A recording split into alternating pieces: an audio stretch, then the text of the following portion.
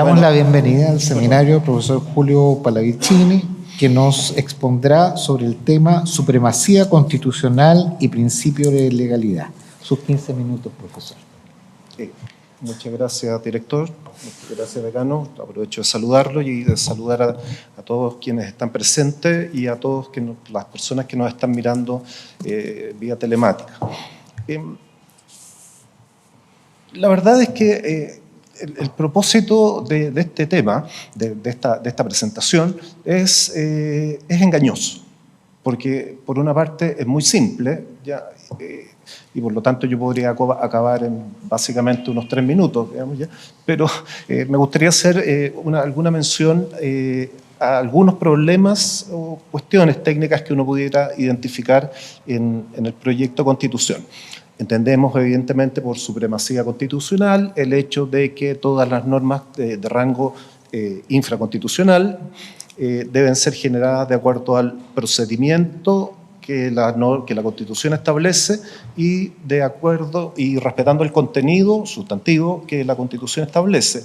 Y hablamos del principio de juridicidad. Antiguamente se hablaba del principio de legalidad como sometimiento del Estado a la ley, pero en la actualidad lo hemos entendido como sometimiento del Estado al bloque de legalidad. Esto tampoco es ninguna novedad, simplemente para dejar sentadas las bases de la discusión. Y por lo tanto, es sometimiento a la Constitución, a la ley y a los reglamentos. Y básicamente preciso, en ese mismo sentido vemos que hemos hecho y hemos traspasado la doctrina de la inderogabilidad singular de los reglamentos desde España a nuestra legislación, pero en Chile es una creación doctrinaria, en España tiene sustento normativo. Decía que era difícil enfrentar este tema porque el principio de legalidad o juridicidad, usted me entiende, para estos efectos lo voy a ocupar como sinónimo, está contenido esencialmente en el artículo 6, inciso primero de la Constitución. Los órganos deben someter su acción y a las normas dictadas conforme a ella y garantizar el orden institucional de la República. Bien, pero hemos entendido ya, por principio de legalidad el artículo 6 completo, vale decir la norma que acabo de citar, la bilateralidad normativa tanto para gobernantes como para gobernados, ¿ya? Y las responsabilidades y sanciones del artículo 6, ¿ya? Y la norma sobre la investidura regular de los integrantes, perdón, la actuación válida de los órganos del Estado que está en el inciso, el artículo 7 de la Constitución. Y por último, lo hemos entendido también en relación con el artículo 24 de la Constitución vigente, ¿ya? Que entrega al presidente de la República el gobierno y la administración del Estado con pleno respeto a la Constitución y a las leyes, las normas dictadas conforme a ella. Sin embargo, el problema está en que ese artículo 6 y el artículo 7 están copiados textualmente, ¿ya? En el artículo 8, en el artículo 9 y la norma del artículo 24 está en el artículo 92. Por lo tanto, eso es toda mi charla, digamos, ¿ya? Pero bueno, haciendo salvedad de eso, ya hay algunas cuestiones que me gustaría comentar y que uno pudiera identificar como puntos dignos de mencionar, ¿ya? En primer lugar, ya sabemos, respecto a la acción de nulidad de derecho público, ya sabemos que la Constitución establece la investidura regular de los integrantes, la competencia y el respeto por las formas, ¿ya? Y por lo tanto la Constitución actual, en la medida que repite la misma norma, no innova. Y adicionalmente, la jurisprudencia y la doctrina ha incorporado otras causales, como son la motivación, la desviación de poder, la proporcionalidad, y bueno, ahí hemos ido también identificando otros como la buena fe, pero al menos respecto de estos 3 no previstos en la Constitución, lo hemos aceptado, entiendo yo, pacíficamente por la jurisprudencia de los tribunales de justicia y por la doctrina, ¿ya?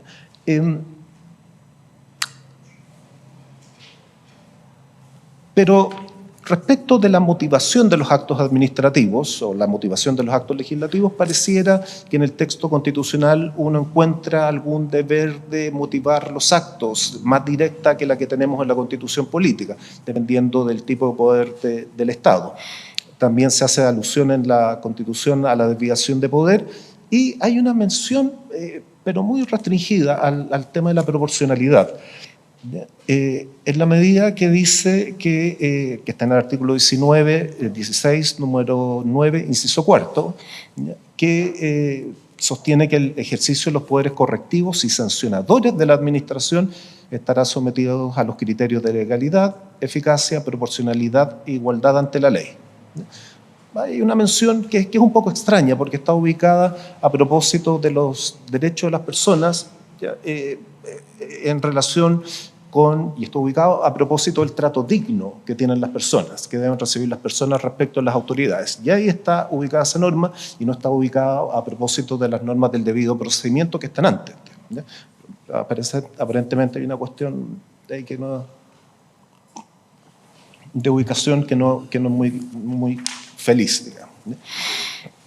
El segundo punto que me llama la atención es que es la exigencia de la conducta intachable que hace la Constitución, el proyecto de Constitución, en su artículo 10.1. Entonces dice conducta intachable. Eso es todo lo que dice, bueno, observar conducta intachable.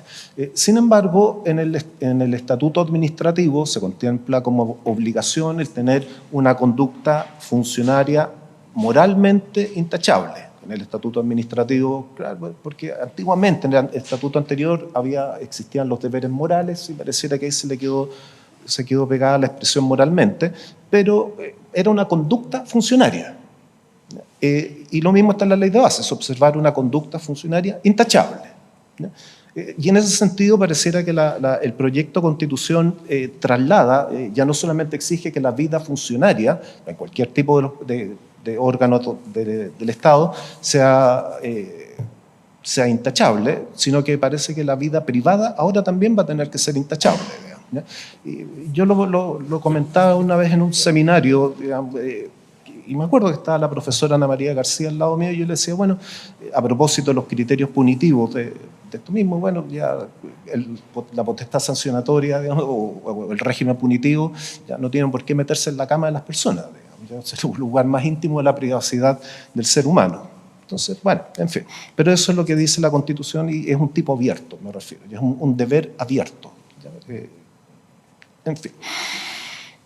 En materia presupuestaria hay una norma en el artículo 82.3, ustedes saben que este tema a mí me interesa, ¿ya? Y que dice que la ley de presupuestos podrá modificar leyes permanentes. Podrá modificar leyes permanentes solo en cuanto tales modificaciones digan relación con la ejecución del gasto público o contengan limitaciones a los recursos públicos. ¿Ya?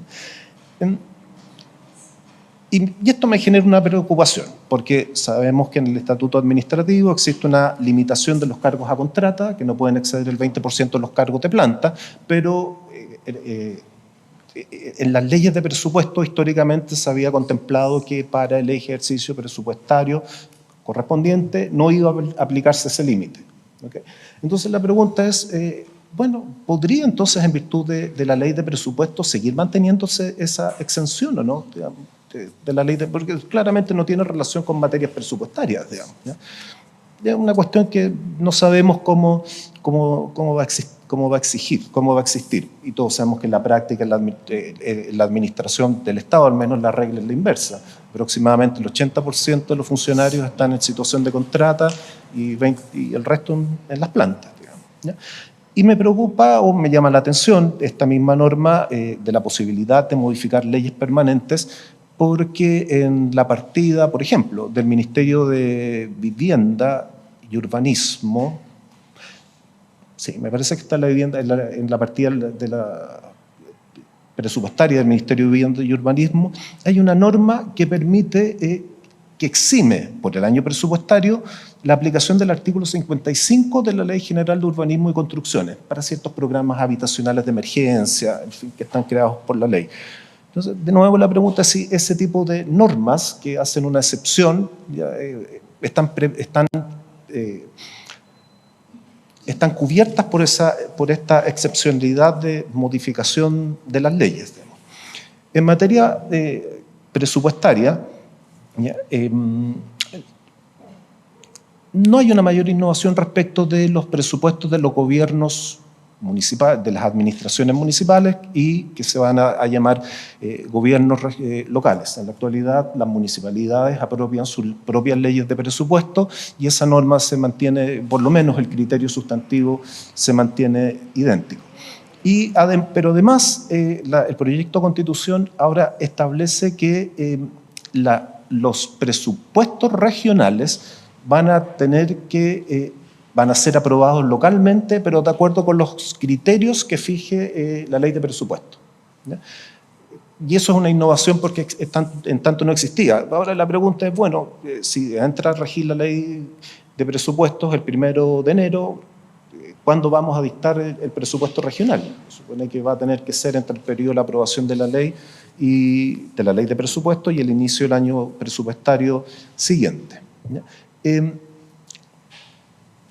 Adicionalmente, la Constitución permite ahora que una ley la Constitución permite que la ley pueda tolerar que los gobiernos locales y los gobiernos regionales contraten empréstitos, ¿ya? Y esa es claramente una norma que no estaba en la Constitución anterior, sino que estaba restringida, digámoslo, al gobierno central o a las instituciones que la ley de presupuestos estableciera.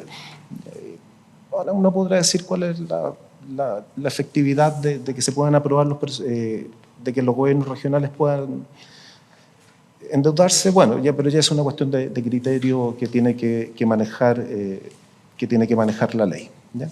La ley que autorice estos criterios, ¿ya?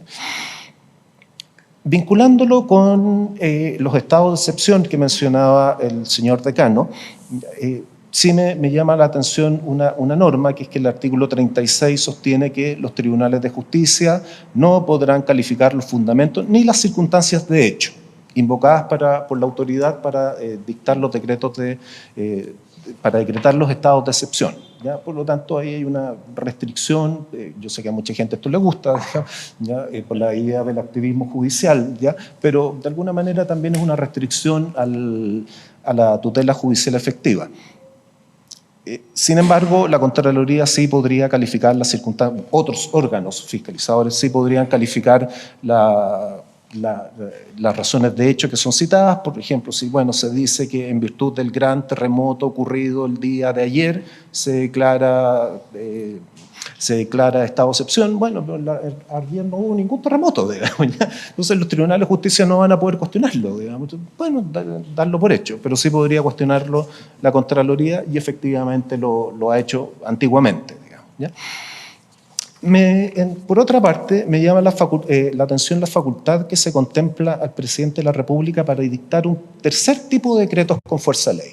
En la actualidad conocemos los decretos con fuerza de ley que requieren una delegación previa del Congreso. Tenemos los decretos con fuerza de ley que como potestad propia del presidente de la República para dictar textos refundidos, pero ahora se incorpora la posibilidad de que el presidente, dentro de los 3 meses después de asumir el cargo, dicte decretos con fuerza de ley que modifiquen, ¿ya?, el número y denominaciones de los ministerios, y agrega después la dependencia de los servicios, ¿ya? Sabemos que la regla general es que los órganos y servicios públicos, incluidos los ministerios, por supuesto, son creados por ley. Acá hay una habilitación directa para que el presidente de la República lo haga. Ahora, la verdad es que la supresión, porque en este caso sería derechamente la supresión de un servicio público, al menos se borra con la goma, pero todo el resto se traspasaría, supongo, a algunos de los ministerios existentes, digamos, ¿ya? Pero esto no es un problema que en la práctica sea fácil de operar, digamos. Uno va a decir, bueno, ¿y cómo se traspasan las plantas de funcionarios? ¿Cómo se traspasan los recursos financieros? No es fácil. En la práctica no es fácil. Uno no lo puede hacer, toma normalmente un año, digamos. Cuando se crea un servicio público, en la actualidad, normalmente la ley dice, ¿sabes que yo no soy capaz de regular las plantas? Entonces, díctelo, presidente de la República, mediante un decreto con fuerza de ley, y para eso tiene el plazo de un año. Y ahora pretendemos que todo esto se haga en el plazo de 3 meses, no me llama la atención. Gracias a Dios, la Constitución ahora permite el derecho a huelga a los funcionarios públicos, así que los profesores nos podemos ir a huelga, señor decano, ¿ya? Pero por supuesto en la medida que la ley lo autorice, ¿ya? Hay una cuestión más grave que dice relación con el derecho administrativo sancionador. Nosotros hemos entendido también, ya no tan pacíficamente, digamos, ya que las garantías penales ya son trasladables, como han dicho todos con matices, digamos, al derecho administrativo sancionador, y es una vieja discusión que por supuesto todos conocemos. Entonces, de las garantías de la Constitución en materia penal, las arrancábamos con matices al derecho administrativo sancionador, ¿ya? Sin embargo, chuta, me quedan 2 minutos, ya. Bueno, voy a dictar un DFL donde declaro que tengo más tiempo, digamos, ¿ya? Autotutela normativa, digamos, ¿ya? Pero esto es preocupante porque en la actual Constitución se establece el derecho, las garantías, el derecho al debido proceso de manera estricta, ¿ya? Se establecen las garantías luego penales mínimas y a continuación se reconoce el derecho a un debido procedimiento, ¿ya? Con garantías más restringidas y solamente alude a la proporcionalidad que estaba mencionando delante, la legalidad y la eficiencia. Entonces, ahora la pregunta es, bueno, ¿y estas garantías penales mínimas que habíamos trasladado quedan suprimidas ahora por el hecho de que existe una regulación constitucional del debido procedimiento o que la Constitución encarga una ley regular el debido procedimiento y así sucesivamente, ¿ya? Y para terminar, también voy a volver a referir a materias presupuestarias, pero lo quiero vincular con la pregunta que hizo una auditora en la charla anterior, ¿ya? Y que dice relación con que va a existir en el Congreso una oficina parlamentaria de finanzas públicas y de impacto financiero, que está regulada en el artículo 67.2, y por lo tanto pareciera que esta sería como una sustitución, digamos, de la comisión mixta de presupuestos que establece la ley. No lo sé cómo se va a hacer eso, digamos, ¿ya?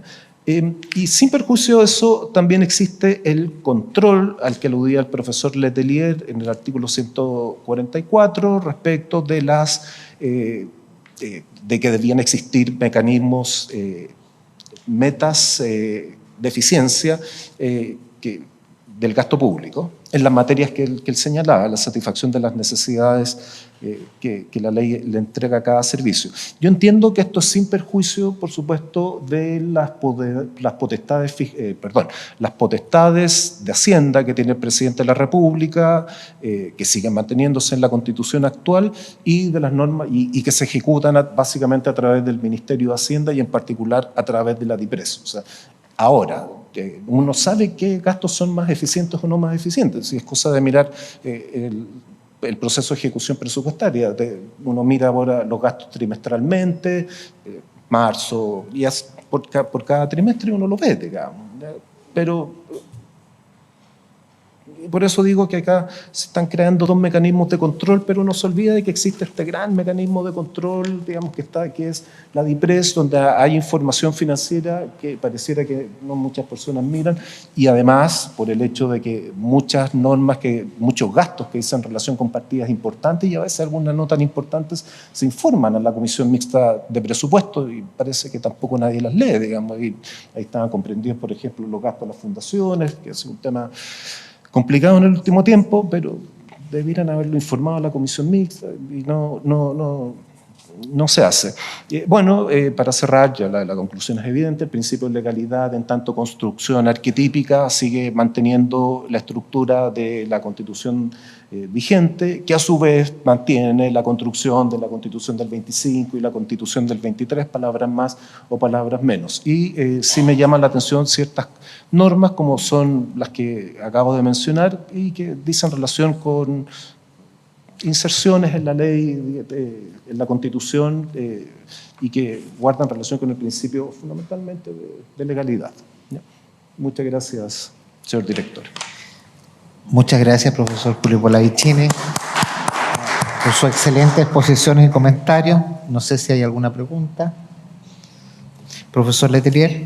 Bueno, a ver, yo estoy muy de acuerdo en todo lo que ha indicado el profesor Pallavicini, pero claro, hay una parte en que la lanzó un poco a la pasada, pero que es la parte sancionatoria, ¿no?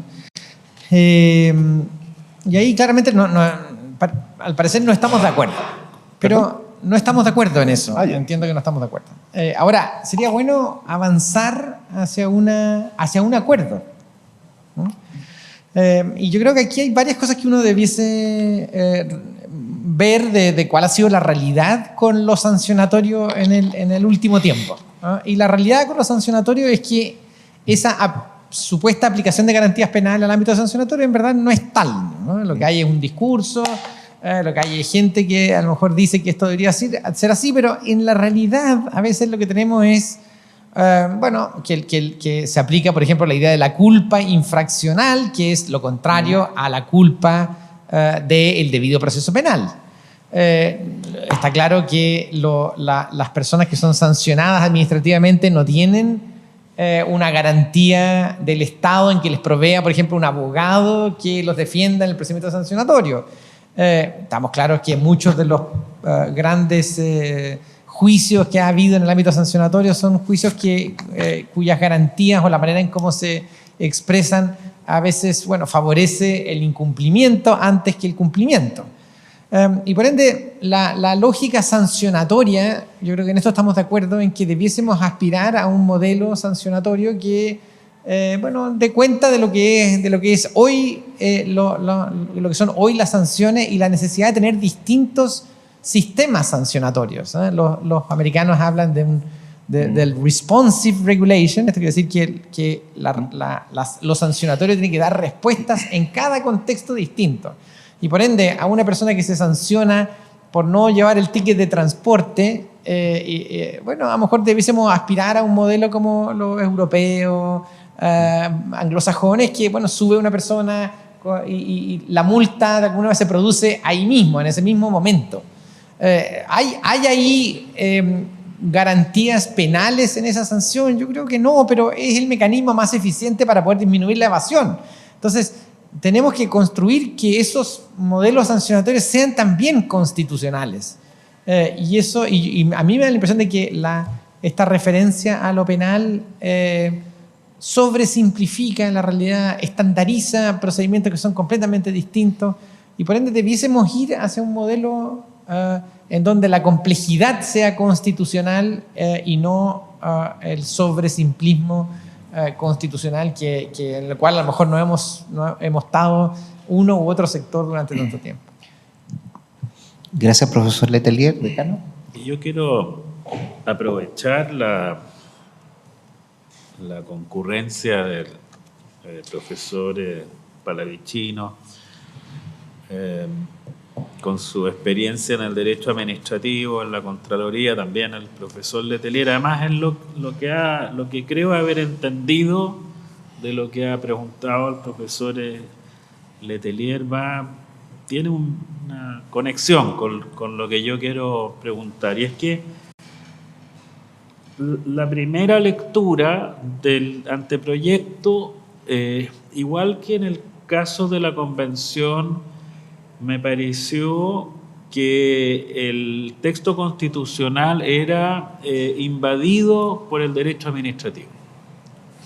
Hay mucho derecho administrativo en el anteproyecto, sobre todo si lo comparamos con las normas de la Constitución vigente. Pensemos el antiguo artículo 38, yo estaba mirando Bases Generales de la Administración del Estado, artículos 110, 111, 112, 113, 114, y además en cada uno de los órganos constitucionales hay un detalle administrativo. Entonces, yo quisiera aprovechar la prestancia académica en el derecho administrativo de la concurrencia para que opinaran sobre esto. O sea, hasta qué punto la Constitución debe estar invadida por el derecho administrativo. esta idea de que el derecho administrativo es el derecho constitucional concretado, pero aquí tenemos un derecho constitucional que viene a ser un derecho administrativo concretado. Entonces, hay, yo creo que una cuestión profundamente académica en esto. Ahora, uno también puede pensarlo, que es lo que creo haber entendido el profesor Letelier, en el sentido que ya es tiempo de que en nuestro país el derecho administrativo no camine por un sendero o una carretera diferente a la del derecho constitucional, donde no se encuentran. La lógica del Estado constitucional democrático debe iluminar el derecho administrativo, y el derecho administrativo tiene que ser consistente, coherente con los principios de la democracia. Voy a decir algo que es políticamente complicado acá, pero por mucho tiempo el derecho administrativo se ha construido en Chile sobre la base de dictadura, cuestiones de facto.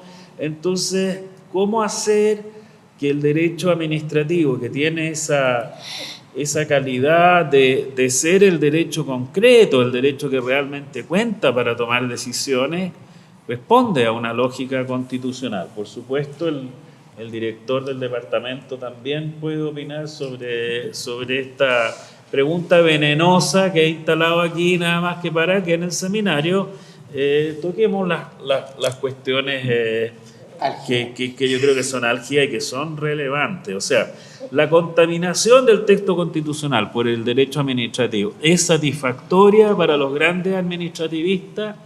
Sería bueno que no estuviese contaminado para que hubiese más flexibilidad en el ámbito, por ejemplo, de la administración del Estado, encargarlo a la ley. Lo que decía el antiguo artículo 38, decía, bueno, una ley determinará una serie de leyes, y parece que eso... pero claro, eso significaba que muchas de esas leyes eran en verdad decretos leyes. Esa es la cuestión. Gracias, decano, profesor. Profesor Navarro. Subir a la discusión y respecto al último parte. En el anterior proyecto había una referencia a la nulidad de derecho público con un plazo, puede ser, ¿no? Sí, claro, había. Pero en este caso... ¿En la convención? Sí, en la convención tenía un plazo. Pero en este caso dice que se declarará de acuerdo a la ley. Entonces mi pregunta es, ¿qué alcance le ve, Julio, en relación a la nulidad de derecho público? Profesor Pallavicini. Ya. Claro, yo creo que era fácil. Bueno, vamos a responder, no sé si en orden de jerarquía o de llegada. Bien, entonces, first in, first out.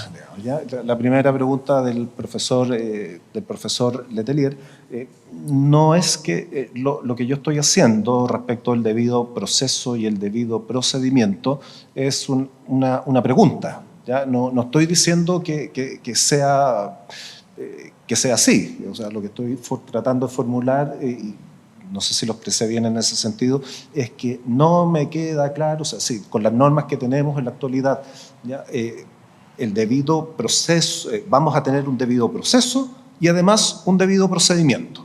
¿Ya? De hecho, no lo sé si lo tengo acá. De hecho, en la actualidad, en el proyecto dice que el ejercicio de los poderes correctivos, que no está ubicado a propósito del debido proceso, ¿ya? Lo dice en un numeral aparte, ¿ya? Y así además en un inciso que está al final, cayéndose, ¿ya? Dice que el ejercicio de los poderes correctivos y sancionadores administrativos, con lo que parece estar refiriéndose a los poderes sancionatorios, como derecho administrativo sancionador y el derecho administrativo disciplinario, ¿ya? Estarán sometidos a los criterios de legalidad, eficacia, proporcionalidad e igualdad ante la ley. Y no dice mucho más, digamos, que eso, ¿ya? Entonces, la pregunta es si vamos a entender que ahora son dos garantías distintas y por lo tanto dos regulaciones distintas. Vamos a aplicar al debido proceso el non bis in idem, por ejemplo, la retroactividad, la interdicción de la retroactividad. Son preguntas que uno No se hace porque antes estaban formuladas y están ahora reguladas en la Constitución en un numeral aparte. Si yo separo y entiendo que son distintas. Así es. Ahora, bueno, por supuesto la jurisprudencia va más rápido que la ley, digamos, ¿ya? Y hay asuntos tales que fueron solucionados por la jurisprudencia de la Contraloría. El profesor Letelier se refería, por ejemplo, a la intervención de abogados y, bueno, fue la jurisprudencia de la Contraloría la que dijo que las personas, no solamente los inculpados, sino que además toda persona que sea citada a declarar en un procedimiento sumarial tenía derecho a concurrir asistida por su abogado. La jurisprudencia de la Contraloría es la que estableció que nadie tenía la obligación de declarar si eso pudiera implicar una autoincriminación de la infracción, que garantía que están, por supuesto, en el Código Procesal Penal, pero que no estaban explicitadas respecto del procedimiento administrativo. Entonces, es un poco injusto, digamos, la situación de sostener que vamos a tener que construir un debido proceso, un nuevo debido procedimiento, digamos, a partir de lo que es este artículo 16, número 9, digamos, numeral 9. Digamos, es una pregunta, simplemente. No sé si vale la pena perderlo andado, ya que era una de las cosas que el decano había dicho al inicio de su exposición. ¿Para qué perderlo lo andado? ¿Vale la pena? ¿Será necesario? ¿Será necesario? No sé, es una pregunta, digamos. ¿Ya? Si uno mira el texto de la ley, del proyecto, digamos, claramente ve que hay dos cosas distintas: el derecho al debido procedimiento, al debido proceso y el debido procedimiento, de lo cual yo podría concluir que son dos cuestiones distintas, digamos, ¿ya? Respecto a la constitucionalización del derecho administrativo, es cierto, es una tendencia que se ha ido dando en los países de nuestra tradición jurídica, que no le gusta a los constitucionalistas que la Constitución se contamine con estas cosas tan banales como son la administración del Estado, digamos, y con los cargos contrata. No, eso no tiene la majestuosidad suficiente como para estar en la Constitución, digamos, ¿ya? Pero ciertamente hay textos, hay materias que yo creo que debieran estar en la Constitución. Por ejemplo, las garantías fundamentales, digamos, ¿ya? son una limitación al ejercicio del poder, ¿no es cierto? Por definición, limitación al ejercicio del poder y una garantía de los ciudadanos, y materias como esas indudablemente que tienen que estar ahí.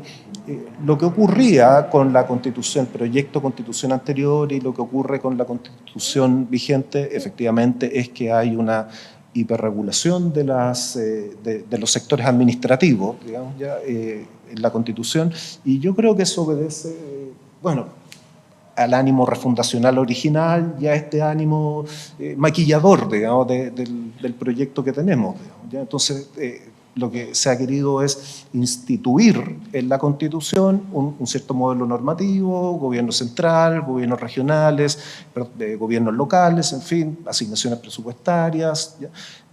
Autonomías constitucionales, regulación de las atribuciones. Antes era más sencillo, por ejemplo, a propósito del Banco Central, o sea, había un capítulo entero que decía que el Banco Central es un organismo constitucionalmente autónomo, pero las facultades no estaban ahí.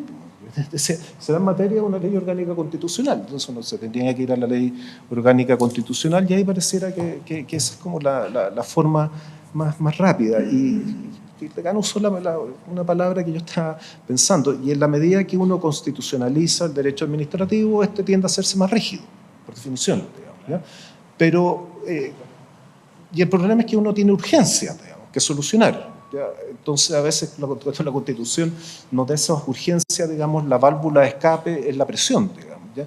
Y por lo tanto la tendencia de la administración a salirse del marco normativo, no sé, estoy pensando en los inherent powers, digamos, las potestades inherentes de la administración. Bien sabemos que en relación con la visión que uno tenga del principio de legalidad, pero ahora el proyecto es un poco más claro, que la administración está para servir a los ciudadanos, para promover el bien común, y en la Constitución actual lo dice expresamente, digamos.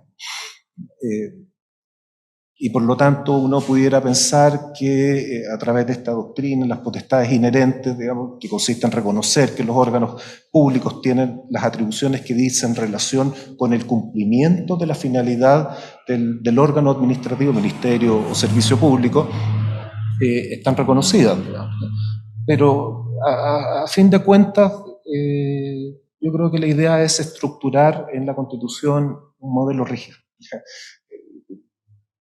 Eso es, digamos, instituciones como la falta de servicio, que son traspasadas a la ley de la ley de bases a la Constitución, salvo que la ley permita a la ley establecer megatítulos imputativos distintos. Pero yo no sé si es bueno llenar eso porque le da poco margen de acción al legislador. Ese es el problema, ¿ya? Y si uno piensa en la supremacía constitucional, digamos, cuestión que uno le enseña, digamos, dentro de los 2 primeros meses de la escuela, digamos, de una pirámide donde está la Constitución, que debe tener las reglas básicas, que deben estar desempeñadas por las leyes de base, digamos, y después reguladas por el ámbito de la potestad reglamentaria, ¿ya? Entonces la Constitución debiéramos tender a que fuera un poco más nuclear, digamos, en ese sentido. Y respecto de la nulidad de derecho público, efectivamente las causales están en el sexto y hay una regulación más adelante, en la Constitución no recuerdo exactamente, profesor, en qué artículo se encuentra, donde se hace alusión específicamente a la nulidad de derecho público. Nosotros entendíamos la nulidad de derecho público a partir del 7, inciso final. Digamos. Todas las infracciones de este artículo serán nulos, ¿ya? Y de ahí la Corte tuvo que ir haciendo, los tribunales de justicia tuvieron que ir haciendo la conjunción de intereses patrimoniales, extrapatrimoniales, cuestión que el profesor Letelier, en su calidad de presidente del Consejo, sabe de sobra, digamos, ¿ya?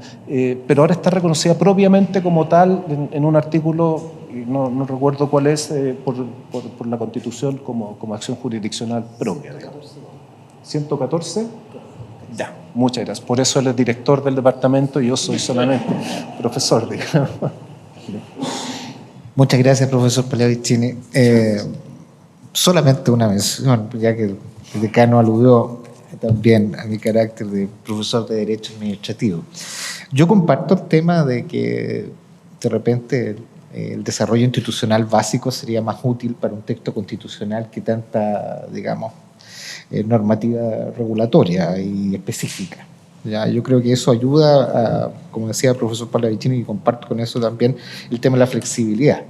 Ahora, también comparto el tema del profesor Letelier, el tema de las definiciones. Yo creo que también son importantes en algunos temas como el sancionatorio, porque tiene que haber alguna directriz, porque si no, no nos vamos a entender nunca, y al final de cuentas el legislador, que es un problema también que tenemos en Chile, no ha dado solución a ciertos problemas, porque ahí nos derivamos hacia el activismo judicial o hacia la ausencia de todo, como por ejemplo, ya que estaban tocando el tema sancionatorio, el proyecto de ley sobre base de los procedimientos administrativos sancionatorios que nunca dio a la luz. Entonces, el proyecto quedó ahí y la respuesta legislativa no ha estado adecuada. Entonces, yo creo que hay mucho de todo.